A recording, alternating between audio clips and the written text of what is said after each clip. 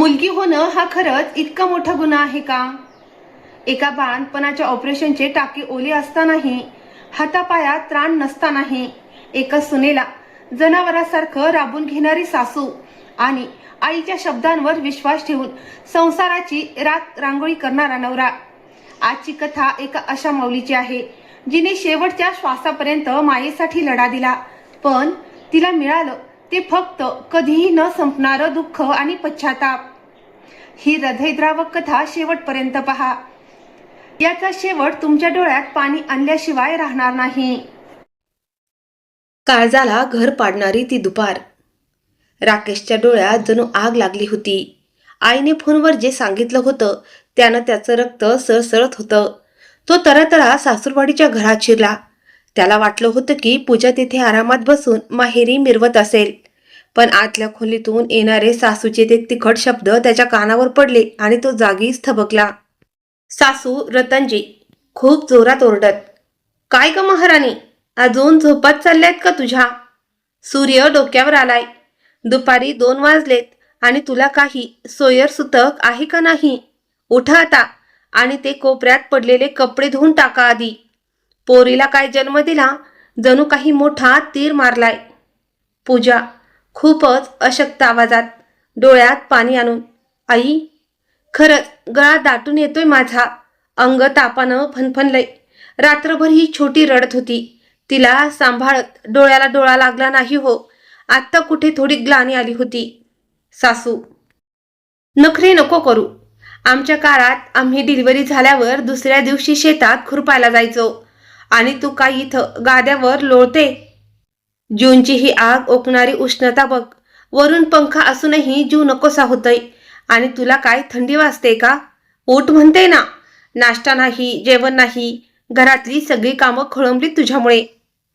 पूजा कसंबसं भिंतीला टेकून उठण्याचा प्रयत्न करते, पण तिचं शरीर थरथर कापत असतं. तिच्या चेहऱ्यावरचा घाम आणि वेदना पाहून दगडालाही पाझर फुटला असता. पण सासूचा अवतार तांडव केल्यासारखाच होता. सासू, काय झालं? पाय लटलट कापायला लागलेत का? पोरीला जन्म दिला म्हणून काय मोठी मेहरबानी केली नाहीस कोणावर? आमची तर इच्छा होती की वंशाला दिवा येईल, पण तू काय ही पोरगी पदरात टाकली आणि वरून आता तुझे हे नखरे आम्ही किती दिवस उपसायचे? नेमकं याच वेळी राकेश खोलीच्या उंबरठ्यावर येऊन उभा राहतो.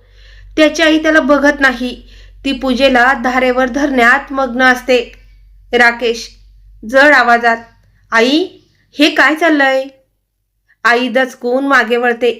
राकेशला बघताच तिचा नूर पालटतो. ती लगेचच आवाजात साखरेचा गोडवा आणते. सासू, अरे राक्या, तू कधी आलास ले का? बघ ना, मी या पूजेला सांगत होते की थोडा वेळ विश्रांती घे, पण ही ऐकतच नाहीये. म्हणते की मला काम करायचे आहे. मी तिला समजावत होते रे. राकेश संतापाने ओरडत, आई, बस कर आता. खूप झालं तुझं हे नाटक. मगाशी फोनवर काय सांगितलंस मला? की पूजा माहेरी निघून गेली आणि म्हणते की तुझ्या आईच्या कामाचा ठेका तिने घेतला नाही आणि इथे तर डोळ्यासमोर वेगळंच दिसतंय. तिची ती अवस्था बघ आई. तिचे टाके ओढत जात आहेत. तिला धड उभं राहताही येत नाही आणि तू तिला कपडे धुवायला सांगतेस.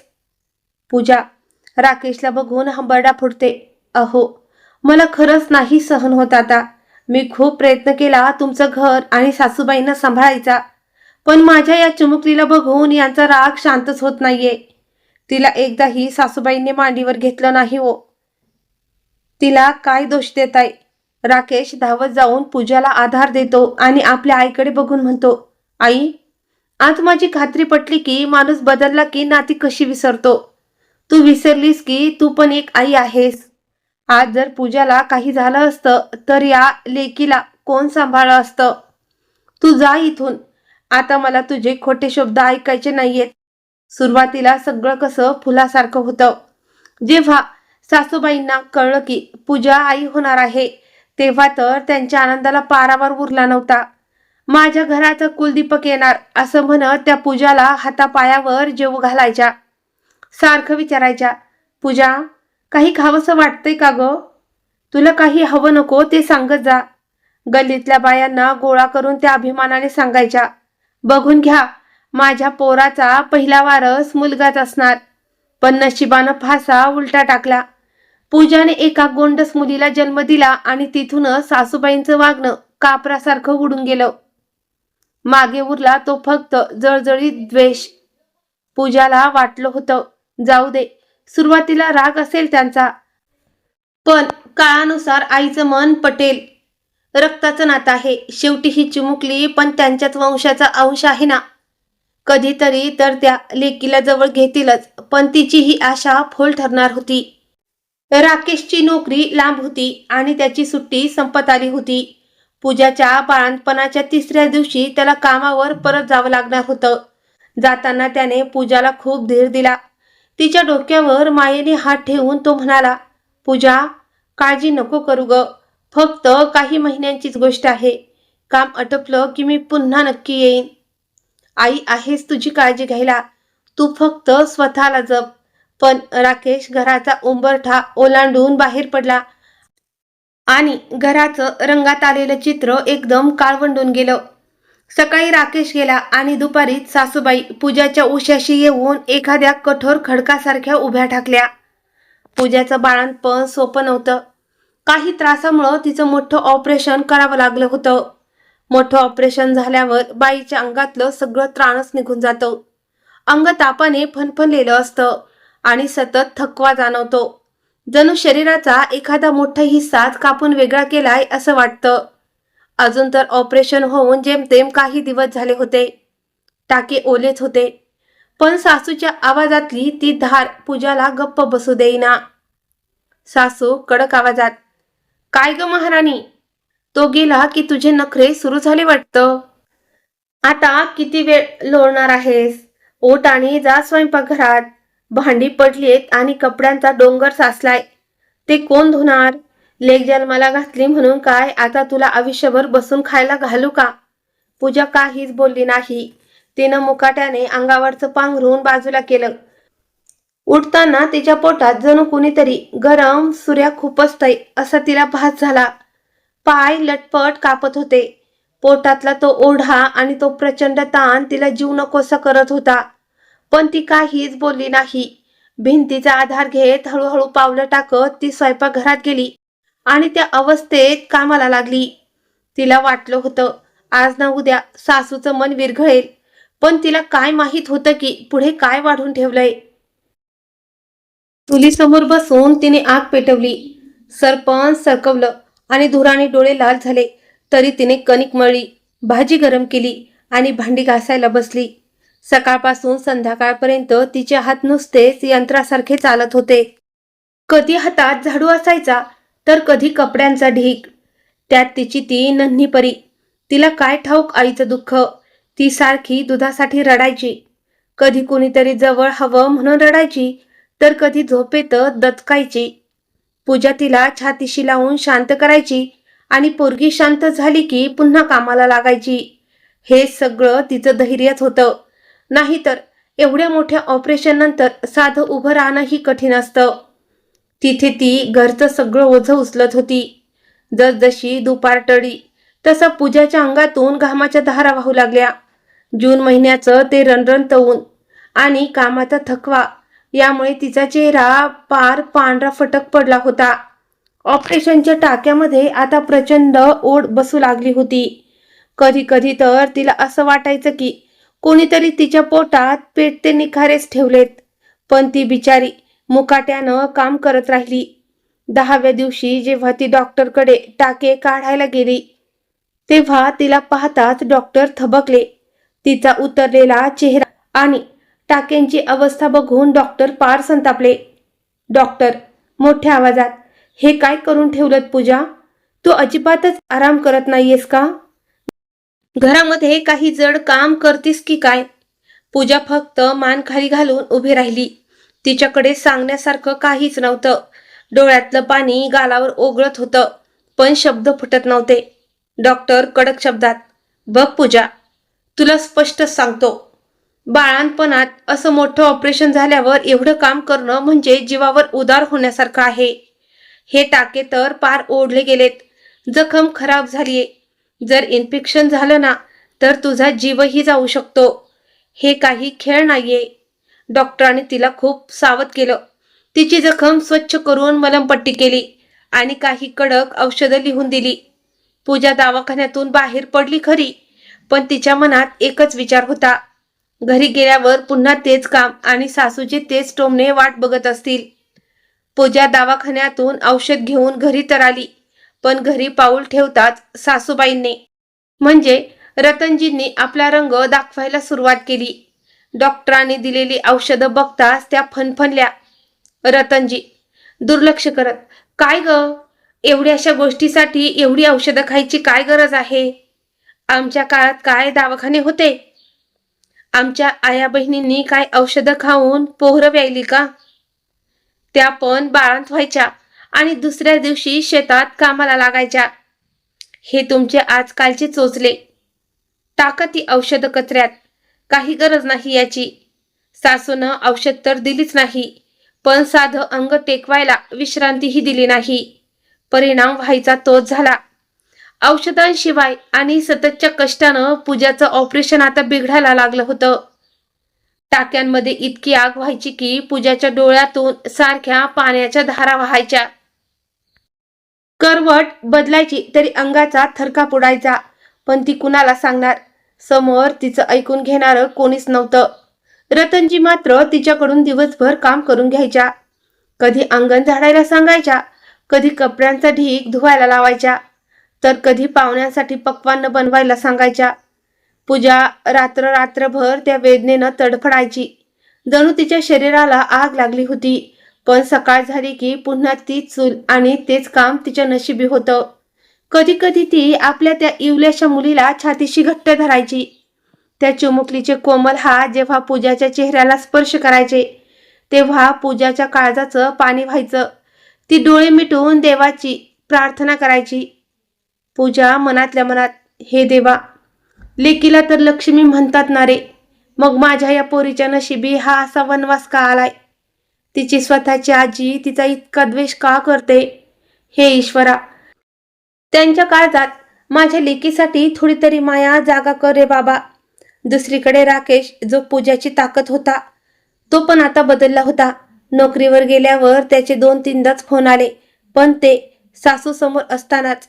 सासू दिवसरात्र राकेशचे कान भरत असायची. पूजाला मुलगी झाली, तिने वंशाचा दिवा दिला नाही, ती नखरे करते. राकेशलाही आता आईचं बोलणं खरं वाटू लागलं होतं. त्याच्या आवाजातली ती माया आता हरवली होती. राकेशने एकदाही हे जाणून घेण्याचा प्रयत्न केला नाही की त्याच्या पाठीमागे त्याच्या बायकोवर आणि त्या तान्ह्या लेकीवर काय प्रसंग ओढवलाय. तो फक्त मुलगा झाला नाही या दुःखात अडकून पडला होता. त्याचं हे पहिलंच बाळ होतं. लग्नालाही फार काळ झाला नव्हता. देवाची इच्छा असती तर पुढे मुलगा झाला असता, पण स्वार्थाने माणसाला कसं आंधळं बनवलं होतं. राकेशला हे दिसत नव्हतं की त्याच्या घरात साक्षात ईश्वराचा आशीर्वाद म्हणून एक नन्ही परी आली आहे. राकेशला हे अजिबात दिसत नव्हतं की त्याची पत्नी कोणत्या भीषण अग्निपरीक्षेतून जात आहे. पूजा मात्र सगळं काही मुकाट्यानं सोसत होती. तिला खात्री होती की एक दिवस असा येईल जेव्हा सगळ्यांना आपली चूक समजेल आणि तिच्या काळजाच्या तुकड्याला म्हणजे तिच्या लेकीलाही या घरात तेवढं मायेचं छत्र मिळेल. पण पुढचे काही आठवडे पूजासाठी एखाद्या नरकवासासारखे ठरले. राकेश दुसऱ्या शहरात नोकरीला होता आणि त्याची नोकरी अशी होती की 3-4 महिने उलटल्याशिवाय त्याला सुट्टी मिळायची नाही. सुरुवातीला तो रोज फोन करायचा, पण हळूहळू त्याचे फोन येणंही कमी झालं. जेव्हा फोन यायचा तेव्हा आईच त्याच्याशी जास्त बोलायच्या आणि घरच्या बातम्या द्यायच्या. पूजाशी त्याचं बोलणं फारच कमी व्हायचं. रतनजी, सासू फोनवर राकेशशी बोलताना, अरे राक्या, काळजी करू नको रे, घरात सगळं कसं छान चाललंय. पूजा पण आता एकदम ठणठणीत आहे, मस्त आराम करते ती. तू फक्त तुझ्या कामावर लक्ष दे. राकेशला कधी शंकाच आली नाही, कारण तो लांब होता आणि पोटच्या आईवर विश्वास ठेवणं त्याला स्वाभाविक वाटलं. बिचाऱ्याला काय ठाऊक की त्याच्या पाठीमागे त्याच्या अर्धांगिनीला जिवंतपणीच नरक यातना भोगाव्या लागत आहेत. वास्तव मात्र भयानक होतं. सासूनं पूजाचं आयुष्य पार कोळसा करून टाकलं होतं. उजडण्यापूर्वीच तिला झोपेतून उठवलं जायचं. चल उठ, अंगण झाड, कपडे धु, भांडी घास, दुपारचा स्वयंपाक कर. हे दुष्टचक्र थांबतच नव्हतं. पूजाच्या अंगात अजून त्राण आले नव्हते, पण तिची हतबलता अशी होती की ती गप्प सगळं सहन करत होती. ऑपरेशनच्या जखमा आता आतून पूर्णपणे चिघळल्या होत्या. कधी कधी वेदना इतकी तीव्र व्हायची की तिला वाटायचं कुणीतरी पोटात करवत चाललं की काय. ती भिंतीचा आधार घेऊन उभी राहायची, डोळे घट्ट मिटून आपला श्वास सावरायचा प्रयत्न करायची. पण सासूच्या काळजाला पाझर फुटणं शक्यच नव्हतं. त्यांच्या दृष्टीने मुलगी देणारी सून ही कोणत्याही मायेला किंवा सहानुभूतीला पात्र नव्हती. रात्री जेव्हा सगळं जग शांत झोपलेलं असायचं, तेव्हा पूजा आपल्या त्या इवल्याशा जीवाला, आपल्या लेकीला छातीशी घट्ट धरून झोपायची. त्या निरागस बाळाचा चेहरा बघितला की पूजाच्या अंगात कुठून तरी एक विलक्षण ताकद यायची. ती विचार करायची, जर मीच हिंमत हरली तर या निष्पाप जीवाचं काय होईल? कोण सांभाळेल हिला? ती मुकाट्याने आपले आसू पुसायची आणि देवाचं नाव घेऊन स्वतःला सावरायची. दिवसामागून दिवस जात होते. एके दिवशी सकाळपासूनच पूजाची तब्येत खूप बिघडली होती. पोटात इतक्या जोरात कळा येत होत्या की तिला साधं उभं राहणंही कठीण झालं होतं. अंग तापाने फणफणलं होतं. पण सासूबाई रतनजींना दया येईल तर शपथ, त्यांनी नेहमीप्रमाणे कामाची लांबच लांब यादी पूजाच्या हातावर टेकवली. रतनजी, सासू, चल आधी ते कपडे धुवून काढ, मग अंगण झाड आणि नंतर स्वयंपाकघरात जाऊन स्वयंपाक तयार कर. काय झालं? तोंड का पडलंय? लेक जन्माला घातली म्हणजे काय उपकार केलेस का कोणावर? बाहेर जूनचं रणरणतवून आणि घरात चुलीची ती धग. पूजा काम करत असताना अचानक तिच्या डोळ्यासमोर अंधारी आली. तिला असं वाटलं जणू जमीन गोल गोल फिरते. तिने भिंतीला पकडायचा प्रयत्न केला, पण तिचा हात निसटला आणि ती धाडकन जमिनीवर कोसळली. वेदनेची एक तीव्र लहर तिच्या अंगातून आरपार गेली. ती उठायचा प्रयत्न करत होती, पण हातपायातली त्राणच जणू निघून गेला होता. बाजूच्या खोलीतून तिच्या तान्ह्या बाळाच्या रडण्याचा आवाज येत होता, पण पूजाची तिथपर्यंत पोहोचण्याची ताकदही उरली नव्हती. सासू रतनजी जेव्हा स्वयंपाकघरात आल्या आणि त्यांनी पूजाला जमिनीवर पडलेलं पाहिलं, तेव्हा त्यांना काळजी वाटण्याऐवजी रागच आला. रतनजी चिडून, आता ही नवं नाटक सुरू झालंय का? जरा काम केलं नाही की लागली आजारी पडायला. उठ आणि जाऊन त्या पोरीला गप्प कर आधी.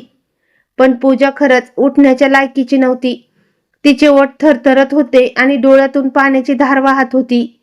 नेमकं त्याच वेळी दारावर थाप पडली. रतनजींनी तोंड वाकडं करत दार उघडलं तर समोर पूजेची आई उभी होती. कित्येक दिवसापासून लेकीची आठवण येऊन त्यांचं मन बेचैन होत होतं, म्हणून त्या लेकीला भेटायला आल्या होत्या. जशा त्या घरात शिरल्या आणि त्यांनी आपल्या लेकीला जमिनीवर कोसळलेलं पाहिलं, तसं त्यांच्या काळजात धस्त झालं. पूजाचा चेहरा पांढरा फटक पडला होता. डोळे खोल गेले होते आणि शरीर अशक्तपणामुळं थरथर कापत होतं. आईच्या काळजावर जणू कोणीतरी हातोडाच मारला. त्या धावत पूजाजवळ गेल्या आणि तिला आधार देऊन उठवलं. आपल्या आईला पाहताच पूजा एखाद्या लहान मुलासारखी हंबरडा फोडून रडू लागली. तिच्या त्या रडण्यात इतकी वेदना होती की ऐकणाऱ्याचं काळीच फाटून जावं. आईने जेव्हा पूजाच्या पोटाकडचा कपडा थोडा बाजूला करून पाहिलं, तेव्हा तिथल्या त्या जखमेची आणि टाक्यांची अवस्था पाहून आईच्या पायाखालची जमीनच सरकली. आईच्या डोळ्यातून घळघळ पाणी वाहू लागलं. टाक्यातून पू आणि रक्त येत होतं. जखम पूर्णपणे सडली होती. पूजाची ती अवस्था पाहून तिच्या आईच्या अंगाचा थरकाप उडाला. जखम पूर्णपणे सडली होती. लाली सगळीकडे पसरली होती आणि त्यातून पू येत होता. त्यांनी एका क्षणाचाही विचार न करता निर्णय घेतला की आता आपल्या लेकीला या नरकात एक घटकाही ठेवायचं नाही. पूजाला सावरलं. त्या चिमुकल्या लेकीला कडेवर घेतलं आणि पदराखाली झाकून त्या तरातरा घराबाहेर पडल्या. जाताना रतनजी, सासू वाकड तोंड करून म्हणाले, जाताय तर जा, आम्हाला काय फरक पडतोय? हाऊस फिटली की येईल परत. संध्याकाळी नेहमीप्रमाणे राकेशचा फोन आला. तेव्हा रतनजींनी तक्रारींचा पाढाच वाचला. रतनजी, सासू, अरे राकेश, तुझी बायको तर आम्हा सगळ्यांना सोडून माहेरी निघून गेली. जाताना मला उलट बोलली. म्हणते कशी? मी काय या म्हातारीच्या कामाचा ठेका घेतलाय का? मला विचारलं सुद्धा नाही आणि तरातरा निघून गेली. हे ऐकून राकेशचं रक्त सळसळलं. त्याला वाटलं पूजाने त्याच्या आईचा घोर अपमान केलाय. पत्नी दुसरी मिळेल पण आई नाही, हे आईनं त्याच्या डोक्यात आधीच भरवलं होतं. लेक झाली याचा राग त्याच्या मनात आधीच होता आणि आता आईच्या ब्रेन वॉशिंगमुळे तो आंधळा झाला होता. त्याने ठरवलं की आता सासूरवाडीला जाऊन पूजाला आईचे पाय धरून माफी मागायला लावायची, तरच तिला घरात घ्यायचं. दुसऱ्या दिवशी तो रागाच्या भरात सासूरवाडीला पोहोचला. त्याने जोरात दार ढकललं, पण समोरचं दृश्य पाहताच त्याचे पाय तिथेच थिजले. खोलीत एक भयानक शांतता होती. हवेत औषधांचा आणि जखमेचा एक कुबट वास येत होता. समोरच्या खाटेवर पूजा अर्धवट शुद्धीत पडली होती. तिचा चेहरा पांढरा फटक पडला होता. डोळे खोल गेले होते आणि श्वास जणू एक एक करून मोजून चालला होता. जणू प्रत्येक श्वासासाठी तिला युद्धासारखा लढा द्यावा लागत होता. तिच्या उशाशी तिची आई डोळ्यात पाणी आणून जप करत बसली होती आणि शेजारीच ती नन्ही परी शांत झोपली होती.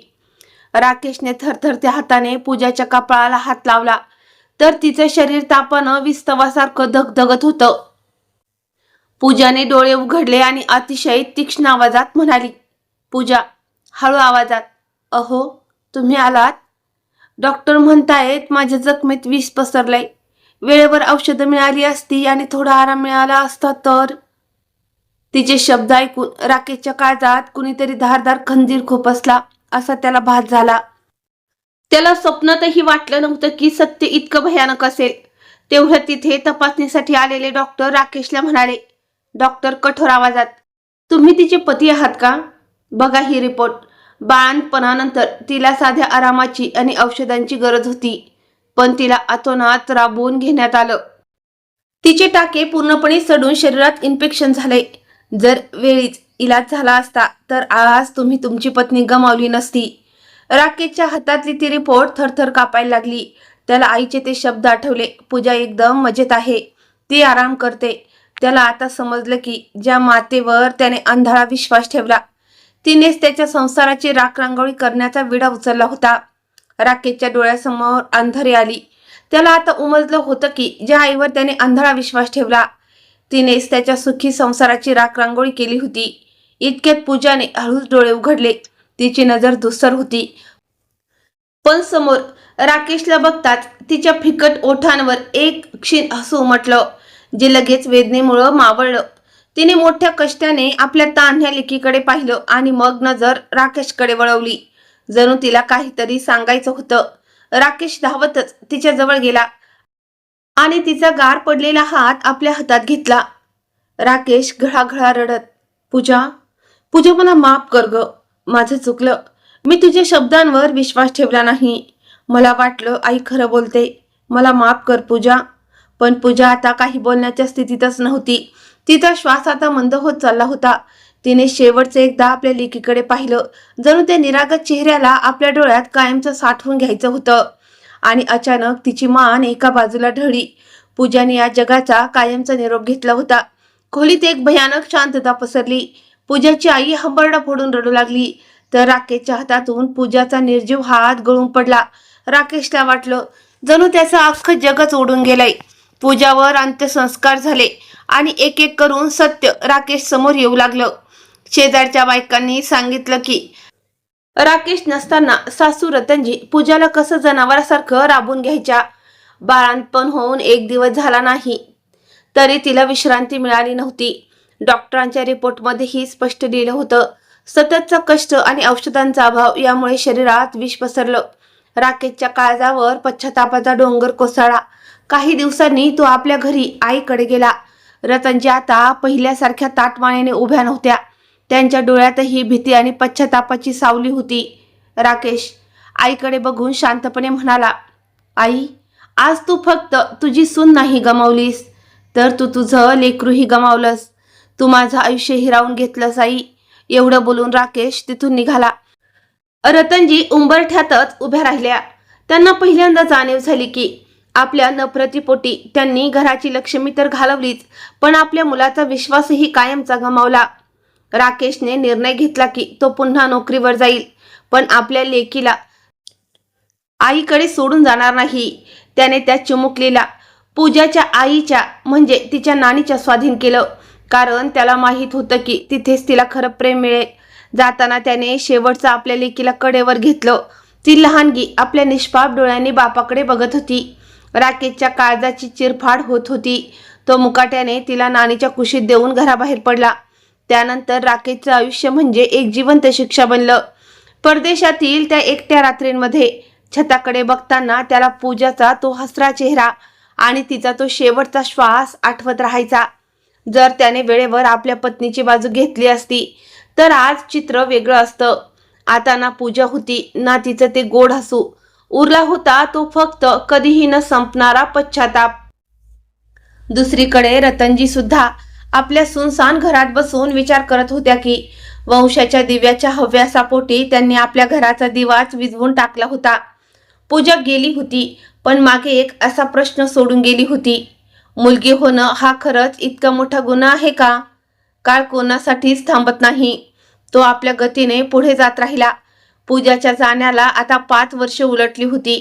राकेश आपली मुलगी नव्या हिला भेटायला वारंवार सासूरवाडीला जायचा. आता नव्या 5 वर्षांची झाली होती आणि तिचे डोळे, तिचं हसणं हुबेहूब पूजासारखं होतं. तिची निरागसता पाहून राकेशला क्षणभर पूजाचीच आठवण यायची. एका दुपारी राकेश नव्यासोबत खेळत बसला असताना दारावर कोणीतरी थाप मारली. दार उघडलं तर समोर एक थकलेली, फाटकी तुटकी साडी नेसलेली आणि शरीराने अतिशय कुमकुवत झालेली वृद्ध स्त्री उभी होती. राकेशने निरखून पाहिलं आणि त्याचे डोळे विस्फारले. ती दुसरी कोणी नसून त्याची स्वतःची आई रतनजी होती. ज्या आईच्या अहंकारानं आणि जिद्दीनं एक हसत्या खेळत्या सुनेचा बळी घेतला होता, आज तीच आई आपल्या रिकाम्या घरात एकटी पडली होती. गावातल्या त्या मोठ्या वाड्यात आता तिची विचारपूस करणारं कोणीच उरलं नव्हतं. रतनजींच्या डोळ्यात आता तो जुना गर्व नव्हता, तर फक्त आणि फक्त जळजळीत पश्चाताप होता. त्यांना एकदा आपल्या त्या नातीला नव्याला जवळ घ्यायचं होतं. तिला मुलगी झाली म्हणून त्यांनी एकेकाळी धुतकारलं होतं. जेव्हा त्यांनी थरथरत्या हाताने नव्याला स्पर्श करायचा प्रयत्न केला तेव्हा राकेशने त्यांचा हात झटकला आणि त्यांना अडवलं. राकेश कठोर आवाजात, आई थांब. ज्या रक्ताला तू स्वतःचं म्हणायला नकार दिला होतास, आज कोणत्या नात्याने तिला स्पर्श करायला आली आहेस? विसरलीस का तो दिवस जेव्हा पूजा टाक्यांच्या वेदनेत तडफडत होती, तरी तुझी सेवा करीत होती आणि तू तिला काय दिलंस? फक्त तिरस्कार. रतनजींच्या डोळ्यातून घळाघळा पाणी वाहत होतं, पण राकेशचं काळीच आता दगड झालं होतं. राकेश, तुला आठवतंय आई, जेव्हा पूजाला औषधांची गरज होती तेव्हा तू ती औषधं कचऱ्यात फेकून दिलीस. तू फोनवर माझ्याशी खोटं बोललीस की पूजा सुखात आहे, तर इकडे ती मरणाच्या दारात उभी होती. तू तिला जिवंतपणेच मारून टाकला आई. आज या घरात तुला जागा नाही. ज्या प्रकारे तू पूजाला एक पल सुखाचा दिला नाहीस, आज हे घरही तुला सुख देऊ शकणार नाही. राकेशने रतनजींना उंबरठ्याच्या आतही पाऊल ठेवू दिलं नाही. त्याने आता शहरातली नोकरी कायमची सोडून दिली होती. पूजाच्या आठवणीत त्याने गावाजवळ एक कन्या शाळा सुरू केली, जिचं नाव त्याने पूजा मेमोरियल कन्या विद्यालय ठेवलं. त्याला वाटलं की गावातल्या कोणत्याही लेकीला पुन्हा कधी पूजासारखा वनवास भोगावा लागू नये. आज नव्या त्या शाळेत शिकते आणि आपल्या नानीसोबत मोठ्या मायेत वाढते. जे प्रेम तिच्या आजीनं हिरावून घेतलं होतं ते तिला आता तिच्या नानीकडून आणि वडिलांकडून भरभरून मिळतंय. दुसरीकडे रतनजी आता गावच्या मंदिराच्या एका कोपऱ्यात बसून असतात. लांबूनच आपल्या नातीला बघत राहतात, पण आता तिच्या जवळ जाण्याचं धाडस त्यांच्यात उरलेलं नाही. मायलेकाच्या नशिबात आता फक्त एकमेकांपासून दूर राहण्याची शिक्षा आणि कधीही न संपणारा पश्चाताप उरला आहे. मित्रांनो, कर्माची फळं याच जन्मात भोगावी लागतात. हे पूजाच्या कथेने पुन्हा एकदा सिद्ध केलं आहे. रतनजींनी वंशाच्या दिव्याच्या हव्यासापोटी घरातील लक्ष्मीला तर गमावलंच, पण आपल्या पोटच्या मुलाचा विश्वास आणि नातीचं प्रेमही कायमच गमावलं. आज त्या मंदिरात एकट्या बसून पश्चातापाच्या आगीत जळत आहेत. दुसरीकडे राकेश आपल्या पत्नीच्या आठवणीत पूजा मेमोरियल कन्या विद्यालय सुरू करून एका नव्या युगाची सुरुवात केली आहे. नव्या आता तिथे शिकते आणि तिला ते सगळं प्रेम मिळतंय जे तिच्या आजीने हिरावून घेतलं होतं. पूजा गेली, पण मागे एक असा प्रश्न सोडून गेली आहे ज्याचा विचार आपण सर्वांनी करायला हवा. मुलगा असो वा मुलगी, ते ईश्वराचं रूप असतं. मुलगी झाली म्हणून तिचा छळ करणं किंवा तिला धुतकारणं हे माणुसकीला काळीमा फासणार आहे. जाता जाता तुम्हाला एक प्रश्न विचारायचा आहे. या संपूर्ण विदारक घटनेसाठी तुम्ही कोणाला जबाबदार धरता? सासू रतनजींच्या क्रूर आणि जुन्या विचारांना, की राकेशच्या आपल्या आईवरच्या अंधाळ्या विश्वासाला, ज्याने स्वतःच्या पत्नीची अवस्था डोळ्यांनी पाहायचा प्रयत्नही केला नाही? तुमची मते आम्हाला कमेंट बॉक्समध्ये नक्की कळवा. तुमच्या एका कमेंटमुळे कोणाचे तरी डोळे उघडू शकतात. जर तुम्हाला ही कथा मनापासून आवडली असेल तर व्हिडिओला जास्तीत जास्त शेअर करा आणि अशाच हृदयद्रावक सत्यकथा पाहण्यासाठी आमच्या चॅनलला सबस्क्राईब करायला विसरू नका. पुन्हा भेटूया एका नव्या बोधप्रद कथेसह. धन्यवाद.